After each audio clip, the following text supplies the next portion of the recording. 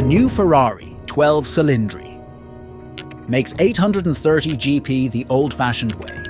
No turbos, no hybrids, the Ferrari 12Cilindri is all about the 6.5-litre V12. Ferrari is unique in the way it embraces tradition and bleeding-edge technology in equal measure. This is perhaps nowhere more evident than with its newest car, the 12Cilindri, the successor to the 812 Superfast.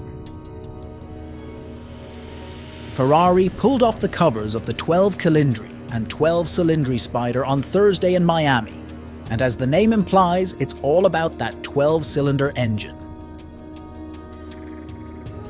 The 6.5-litre, 65-degree unit is the latest evolution of Ferrari's F140 V12, first used in the Enzo 2 decades ago.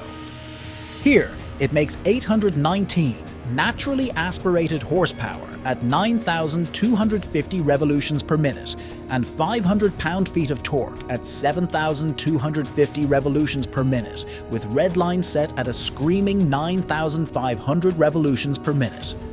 There's no hybrid assist either. Ferrari has managed to meet all the relevant emission standards without relying on electrification.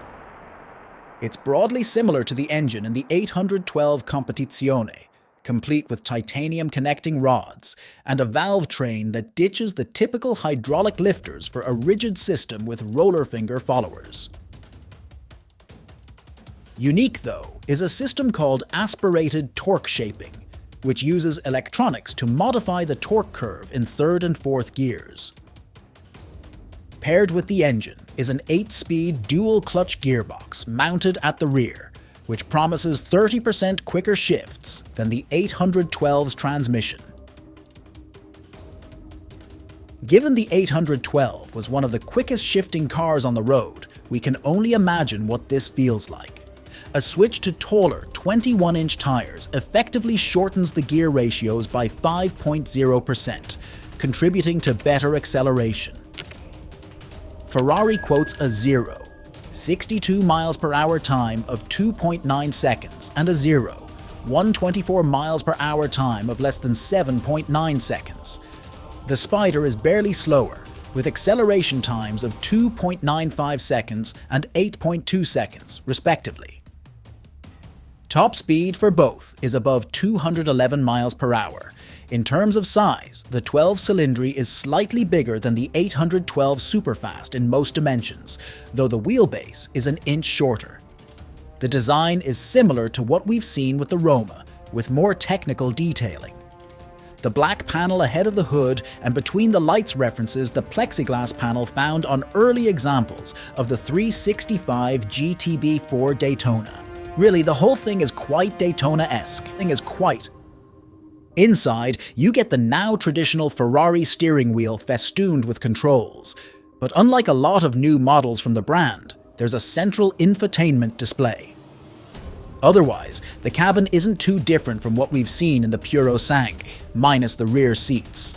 As to be expected, the 12Cilindri gets all of Ferrari's latest ultra-advanced chassis control systems, including Side Slip Control 8, which is designed to more quickly estimate tire grip levels. There's also the clever independent four-wheel steering system, which can steer the rear tires in opposite directions from one another.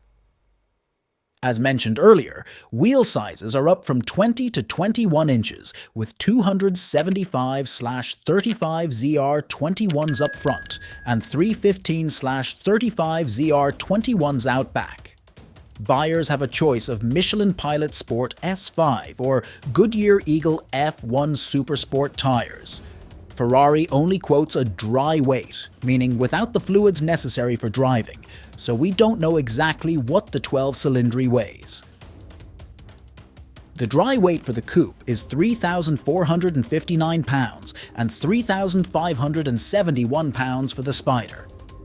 So figure somewhere between 3,700 and 3,800 pounds ready to drive. Ferrari also says the 12Cilindri is 15% stiffer than the 812. As expected, this V12 Ferrari won't be cheap. The 12Cilindri costs $423,000, €395,000, for the coupe and $466,000, €435,000 for the convertible. We also assume the 12Cilindri is already sold out for years to come, such is the way with Ferraris, especially V12 Ferraris. Thank you for watching this video. Please don't forget to subscribe to the channel, like the video, share, and also comment down below. Thank you.